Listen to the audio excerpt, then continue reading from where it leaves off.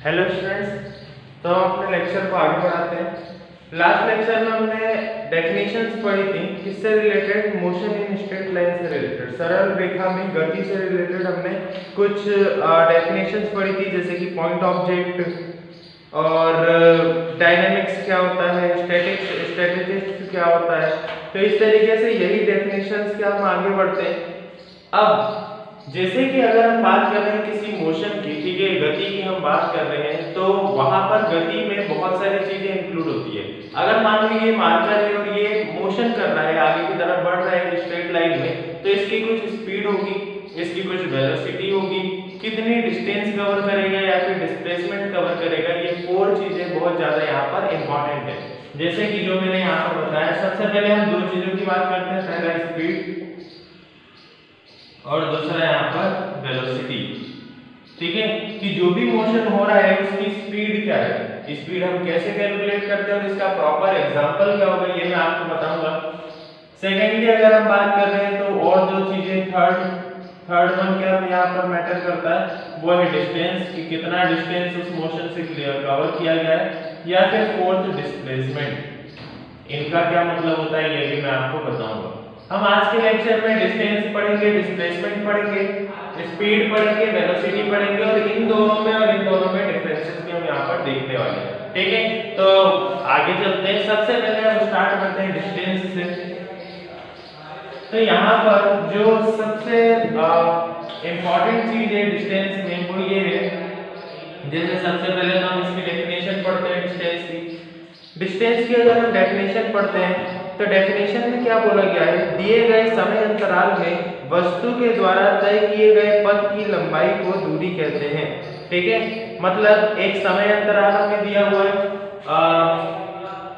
Cover, या फिर मैं क्या बोल सकता हूँ, यहाँ पर दिए गए समय अंतराल में वस्तु के द्वारा तय किए गए पथ की लंबाई को। ठीक है, तो यहाँ पर क्या होगा, टाइम इंटरवल में कवर की गई कवर्ड लेंथ। ठीक है, एक गिवन टाइम इंटरवल में कवर्ड लेंथ, कितनी लेंथ इसने कवर की है उसी को हम क्या बोलेंगे यहाँ पर डिस्टेंस। मतलब मान लो पॉइंट ए है और यहाँ पर पॉइंट बी है। ठीक है, ए पॉइंट है और यहाँ पर क्या है, बी है। ए बी के बीच की लेंथ को कवर करने में जितना टाइम लगा है, ठीक है, या फिर मैं बोल सकता हूँ कि एक प्रॉपर टाइम इंटरवल में इतनी डिस्टेंस, इतनी लेंथ उसने कवर की है, उसी को हम क्या बोलते हैं, डिस्टेंस बोलते हैं। ठीक है, आगे चलते हैं डिस्प्लेसमेंट। डिस्प्लेसमेंट की अगर हम बात करते हैं, डिस्प्लेसमेंट क्या होता है, तो इसकी डेफिनेशन क्या बोलती है? डिस्प्लेसमेंट की डेफिनेशन, विस्थापन की डेफिनेशन बोलती है कि एक विशेष दिशा में गतिमान वस्तु की स्थिति परिवर्तन को उसका विस्थापन कहते हैं। मतलब डिस्प्लेसमेंट में उसने बोला है कि एक पर्टिकुलर डायरेक्शन होगी। ठीक है, जैसे कि डिस्प्लेसमेंट हम स्टार्टिंग से पढ़ते आ रहे हैं, क्या होता है कि विस्थापन जो होता है वो क्या होता है, एक पर्टिकुलर डायरेक्शन में दोनों पॉइंट्स के बीच की सबसे शॉर्टेस्ट डिस्टेंस, सबसे छोटी डिस्टेंस को कवर करना है, क्या बोलते हैं, डिस्प्लेसमेंट। जैसा कि इसमें लिखा भी हुआ है, एक विशेष दिशा में, मतलब एक पर्टिकुलर डायरेक्शन में गतिमान वस्तु के स्थिति परिवर्तन को, मतलब जो भी मोशनल ऑब्जेक्ट है उसकी जो भी उसकी पोजीशन चेंज हो रही है उसी को हम क्या बोलते हैं, वहां पर डिस्प्लेसमेंट बोलते हैं। या फिर इसे बोला जा सकता है एक विशेष दिशा में वस्तु द्वारा तय की गई दूरी को उसका विस्थापन कहते हैं। अब देखो दोनों में अगर हम बात कर रहे हैं डिस्टेंस की और डिस्प्लेसमेंट की, तो मैं आपको डिफरेंसेस बताता हूँ। मान लो यहाँ पर ये पॉइंट हम मैंने दे दिया डिस्टेंस, जिसे हम क्या बोल रहे हैं, डिस्टेंस को हम हिंदी में क्या बोल सकते हैं, दूरी। ठीक है, तो यहाँ पर मैंने लिख दिया दूरी। उसके बाद डिस्प्लेसमेंट, तो डिस्प्लेसमेंट ये हो गया डिस्प्लेसमेंट, इसे हम बोलते हैं विस्थापन, तो विस्थापन। ठीक है, अब स्टार्ट करते हैं दूरी और विस्थापन। तो यहाँ पर डिस्टेंस में हमें क्या बोला गया है कि 2 पॉइंट से, मान लो यहाँ पर 2 पॉइंट्स दिए हुए, तो इसमें हम क्या करेंगे, एक स्पेसिफिक डायरेक्शन से जाएंगे और यहाँ बी पर पहुंच जाओगे। मतलब सिंपली बोला गया है कि आप ए से बी तक की दूरी को कवर करोगे, मतलब ए से बी तक की लेंथ को कवर करोगे, उसी को हम क्या बोलेंगे, यहाँ पर डिस्टेंस बोलेंगे। जबकि डिस्प्लेसमेंट क्या है, डिस्प्लेसमेंट ए से बी तक का सबसे शॉर्टेस्ट पाथ है। ठीक है, ए से B तक का सबसे शॉर्टेस्ट पाथ है, उससे इसे मतलब नहीं है। मतलब अगर मैं कहना चाहूँ सिंपल सी बात कि अगर मैं यहाँ पर बोल रहा हूँ कि इसमें किसी से मतलब है या इसको नहीं, जैसे A की अगर मैं बात करता हूँ तो A से B तक का एक छोटा सा पॉइंट होगा, मतलब एक स्पेसिफिक डायरेक्शन में पॉइंट होगा और उसी डायरेक्शन में वो क्या करेगा, मोशन करेगा। सिंपल सी बात है। अगर मैं बोलता हूँ सिंपल मैं एक एग्जांपल लेता हूँ, मान लो A पॉइंट है और A से B पे पहुंचने का रास्ता क्या दिया हुआ है, कुछ इस तरीके से दिया हुआ है। ठीक है, A से B पर पहुंचने का रास्ता कैसे दिया हुआ है, कुछ इस तरीके से दिया हुआ है। उसने बोला है आपको सीधे जाना है, फिर वहां से लेफ्ट लेना है, फिर वहां से सीधे राइट लेना है, फिर वहां से लेफ्ट लेना है, फिर राइट लेना है, तो आपका B आ जाएगा। अब अगर मैं इसी पाथ को फॉलो करता हूँ, ये वाले पाथ पर मैं चलता हूँ, तो इस पाथ से कवर की गई लेंथ को मैं क्या बोलूंगा, डिस्टेंस। ठीक है, इस पाथ से कवर की गई लेंथ को मैं क्या बोलूंगा, डिस्टेंस बोलूंगा। जबकि अगर मैं बोलता हूं कि A से B पर जाना ही है तो इस पाथ को क्यों कवर करें, मैं डायरेक्टली A टू B जाता हूं ना, जो कि एक डायरेक्शन में है। मतलब यहां से अगर मुझे कालानी नगर जाना है तो मैं यहां से सीधा जाऊंगा, ठीक है, क्योंकि कालानी नगर इस डायरेक्शन में, तो गिवन डायरेक्शन में मैं अगर सीधे मोशन करता हूं तो उसे हम क्या बोलेंगे, डिस्प्लेसमेंट। लेकिन अगर मैं पाथ के थ्रू में चलता हूं और लेंथ को कवर करता हूं तो उसको हम क्या बोलेंगे, डिस्टेंस। दोनों में अंतर होते हैं, जैसे कि हम अंतर यहाँ पर पढ़ते हैं। अगर यहाँ पर विस्थापन और दूरी दिया हुआ है तो विस्थापन में लिखा है यह दिए गए समय अंतराल में वस्तु की स्थिति निर्देशांकों के अंतर के तुल्य होता है। मतलब वस्तु किस स्थिति में, जैसे मैंने आपको यहाँ पर बताया इसे कि वस्तु और यहाँ पर जो भी निर्देश दिए गए हैं इसके वो बिल्कुल अलग होता है। ठीक है, यहाँ से A से B पर उसे जाना है तो वो डायरेक्टली सबसे शॉर्टेस्ट पाथ वहां पर कवर करेगा। दूरी की हम बात करते हैं तो ये दिए गए समय अंतराल में वस्तु द्वारा तय किए गए पथ की लंबाई के तुल्य होता है। मतलब जो भी यहाँ पर पाथ दिया हुआ है, अब यहाँ से अगर मुझे कालानी नगर जाना है तो जो पाथ दिया गया है उसी की डिस्टेंस को मैं कवर करूंगा। अगर यहाँ पर आप देखोगे तो यहाँ से यहाँ तक, मान लो यहाँ से यहाँ तक कुछ 2 मीटर होगा, फिर 3 मीटर होगा, फिर यहाँ पर 4 मीटर होगा, ये 5 मीटर होगा और ये 1 मीटर होगा। ये छोटी सी डिस्टेंस है तो ये तो यहाँ पर टोटल पूरा पाथ क्या हो गया, 2 3 2 5 4 9 5 14 और 1 15 15 मीटर का पाथ हो गया। लेकिन अगर मैं डिस्प्लेसमेंट की बात करता हूँ तो A से मैं डायरेक्टली B पर जाऊंगा, तो हमेशा जो डिस्प्लेसमेंट है, डिस्प्लेसमेंट की वैल्यू जो रहेगी वो हमेशा छोटी रहेगी डिस्टेंस से। ठीक है, क्योंकि डिस्प्लेसमेंट हमेशा शॉर्टेस्ट पाथ को कवर करता है, सबसे छोटे रास्ते को पर चलता है, सबसे छोटे पथ पर चलता है। अब हम बात कर रहे हैं विस्थापन की, तो विस्थापन धनात्मक, ऋणात्मक या शून्य हो सकता है। तो यहाँ पे तो सिंपल सी बात है कि अगर हम विस्थापन की बात करेंगे, विस्थापन या तो पॉजिटिव हो सकता है, अगर यहाँ पर नहीं पहुंचा तो नेगेटिव हो सकता है, या फिर यहीं पर शॉर्टेस्ट पाथ से नहीं मिल रहा तो वो 0 भी हो सकता है।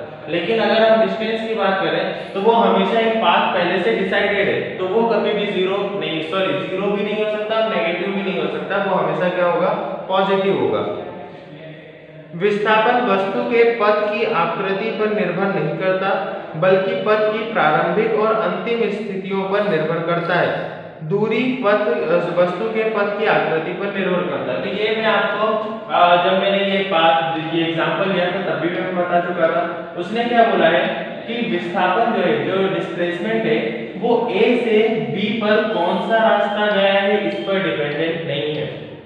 मैं आपको बार बार यही चीज रिपीट कर रहा हूँ कि A से B पर जो वहां पर डायरेक्शंस दी गई हैं उस पे डिस्प्लेसमेंट कभी भी वर्क नहीं करता। उस पे क्या वर्क करता है, हमारा डिस्टेंस। ये किस पर वर्क करता है, सिर्फ और सिर्फ A से बीच में कितनी दूरी है। ठीक है, ये डिस्टेंस पर डिपेंडेंट जरूर, लेकिन शॉर्टेस्ट डिस्टेंस पर A से B के बीच में कितनी दूरी है इस पर डिपेंडेंट होगा। ठीक है, इसका परिणाम दूरी के बराबर या उससे छोटा होता है।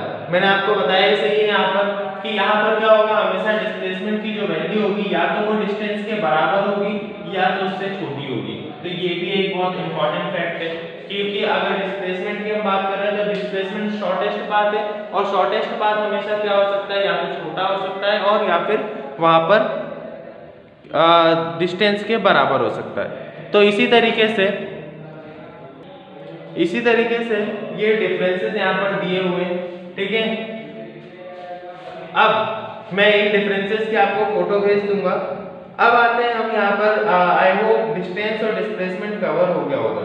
अगर मैं बात कर रहा हूँ डिस्टेंस की, तो डिस्टेंस क्या है, बेसिकली एक पर्टिकुलर डायरेक्शन में दिए गए पॉइंट से, ठीक है, ए से बी पर अगर मुझे जाना है तो वो पर्टिकुलर पाथ से मुझे जाना पड़ेगा, इसको हम डिस्टेंस बोलेंगे।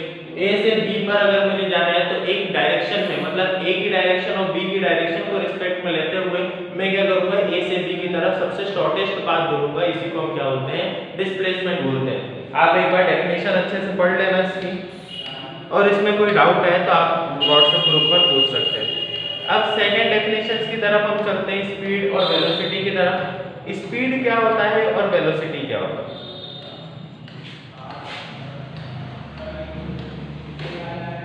अब हम यहाँ पर बात करते हैं स्पीड की और वेलोसिटी की। मैंने आपको डिस्प्लेसमेंट और डिस्टेंस इसीलिए बताया क्योंकि स्पीड और वेलोसिटी दोनों एक दूसरे पर डिपेंडेंट है। जैसे कि अगर मैं बात करता हूँ स्पीड की, मैं यहाँ पर लिख देता हूँ स्पीड की, और मैं बात करता हूँ वेलोसिटी की, स्पीड और वेलोसिटी। स्पीड की अगर हम बात करते हैं तो स्पीड इज इक्वल टू होता है डिस्टेंस कवर्ड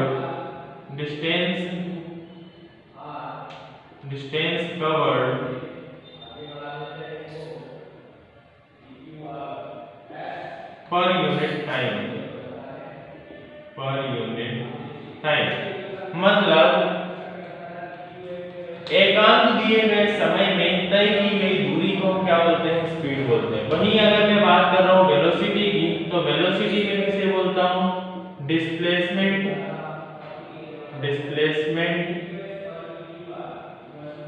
और यहाँ पर यूनिट टाइम। सिंपल में टाइम भी यहाँ पर लिख सकता हूँ, यहाँ पर भी टाइम लिख सकता हूँ। एक बार मैं डेफिनेशन आपको बता देता हूँ, स्पीड की डेफिनेशन क्या होती है और वेलोसिटी की डेफिनेशन क्या होती है। तो स्पीड को हम क्या बोलते हैं, किसी वस्तु द्वारा एकांक समय में तय की गई दूरी को उसकी चाल कहते हैं, ठीक है। सिंपल सी बात है कि अगर मैं स्पीड की बात कर रहा हूँ तो स्पीड इज इक्वल टू क्या हो जाएगा यहाँ पर, डिस्टेंस अपॉन में टाइम। वहीं अगर हम बात कर रहे हैं वेलोसिटी की, तो वेलोसिटी बेसिकली क्या है, वेग जिसे हम बोलते हैं, वेलोसिटी को वेग बोला जाता है। तो मैं यहाँ पर लिख देता हूँ स्पीड को बोला जाता है चाल और वेलोसिटी को बोला जाता है वेग, ठीक है।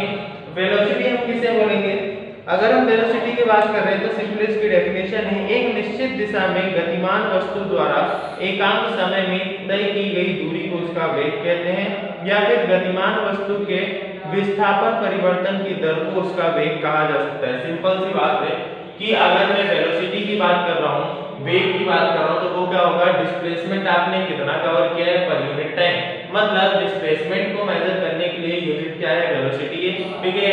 कितना डिस्प्लेसमेंट हुआ है कितने टाइम में, उसको हम क्या बोलेंगे, वेलोसिटी। और कितना डिस्टेंस कवर किया है, कितनी दूरी उसने कवर कर ली है कितने टाइम में, उसको हम क्या बोलेंगे, उसकी स्पीड। अब अगर हम बात कर रहे हैं कि यूनिट्स की, तो इनकी यूनिट्स भी काफी सिंपल है। हम जो यहाँ पर सिंपल वो कर रहे हैं, सिंपल हमने फॉर्मूले जो रखे हुए हैं उसी के बेस पर इनकी क्या आएगी, यूनिट आएगी, ठीक है। देखते हैं कैसे। अगर स्पीड की हम बात करते हैं तो स्पीड की अगर मैं यूनिट निकालूंगा SI यूनिट, अगर मैं यहाँ पर SI यूनिट निकालूंगा स्पीड की, तो क्या आएगी, S is equal to D upon में T। तो S is equal to distance को हम किस में मेजर करते हैं, मीटर में, टाइम को हम किस में मेजर करते हैं, सेकंड्स में। तो यहाँ पर इसकी जो SI यूनिट है वो क्या आ जाएगी, मीटर पर सेकंड, या फिर हम इसको लिख सकते हैं मीटर सेकंड इनवर्स, ठीक है। ये होती है इसकी SI यूनिट, किसकी, स्पीड की। हमने और कुछ भी नहीं किया यहाँ पर, सिंपली क्या किया है, हमने फॉर्मूले में वैल्यूज पुट की है और आंसर निकाला। स्पीड और वेलोसिटी दोनों की जो यूनिट्स होंगी वो सेम होंगी, क्योंकि यहाँ पर अगर मैं वेलोसिटी की बात करता हूँ तो वेलोसिटी में भी क्या होगा, डिस्प्लेसमेंट को हम मेजर करते हैं मीटर में, टाइम को मेजर करते हैं सेकंड में। तो वेलोसिटी की SI यूनिट क्या हो जाएगी, मीटर पर सेकंड, या तो मीटर पर सेकंड होगी, या फिर क्या हो सकती है, मीटर इनटू सेकंड इनवर्स, ठीक है। इन दोनों में से हम कुछ भी लिख सकते हैं। सेकंड इनवर्स कैसे हुआ, तो सेकंड यहाँ पर अपॉन में है, ये ऊपर जाएगा तो क्या हो जाएगा सेकंड इनवर्स। अब इसमें थोड़ा हम क्या देख लेते हैं डिफरेंसेस। बुक में जो डिफरेंसेस दिए गए हैं उन्हीं को मैं पढ़ रहा हूँ। अगर मैं चाल की बात करता हूँ, स्पीड की बात करता हूँ, तो इकाई समय में गतिमान वस्तु द्वारा तय की गई दूरी को उस वस्तु की चाल कहते हैं। तो ये हम पहले भी देख चुके हैं कि अगर मैं स्पीड निकालूंगा तो एकांक समय में तय की गई दूरी को हम क्या बोलेंगे, वहां पर स्पीड बोलेंगे। यूनिट टाइम इंटरवल में डिस्टेंस जितनी भी कवर की है उसे हम क्या बोलेंगे, उसकी स्पीड बोलेंगे। वहीं डिस्प्लेसमेंट क्या होगा, यूनिट टाइम इंटरवल में कितना डिस्प्लेसमेंट उसने कवर किया है उसको हम उसका वेग बोलेंगे, मतलब वेलोसिटी बोलेंगे। चाल सदैव धनात्मक होती है। धनात्मक मतलब स्पीड हमेशा पॉजिटिव होगी, ठीक है। अगर हम बात कर रहे हैं डिस्टेंस की, तो डिस्टेंस हमेशा कैसी होती थी, पॉजिटिव होती थी, इसलिए स्पीड भी हमेशा क्या होगी, पॉजिटिव होगी। लेकिन डिस्प्लेसमेंट पॉजिटिव नेगेटिव जीरो तीनों हो सकता है, तो इसी तरीके से जो वेलोसिटी होगी वो भी पॉजिटिव नेगेटिव और जीरो हो सकती है। वस्तु की चाल उसके वेग के बराबर या उससे अधिक होती है। वही जो हमने डिफरेंस इसमें देखे थे, ये डिस्टेंस हमेशा ज्यादा होगी। तो अगर मैं स्पीड की बात करता हूँ तो स्पीड की जो वैल्यू है वो हमेशा क्या होगी, ज्यादा होगी या फिर बराबर होगी किसके, वेलोसिटी। ये हमारा लास्ट डिफरेंस है, इंपॉर्टेंट पॉइंट है, इसको नोट कर लेना, ठीक है। अगले लेक्चर में मिलते हैं, आगे हम डिफरेंशिएशन और इंटीग्रेशन वाला पार्ट करेंगे। नेक्स्ट लेक्चर में मिलते हैं, थैंक यू।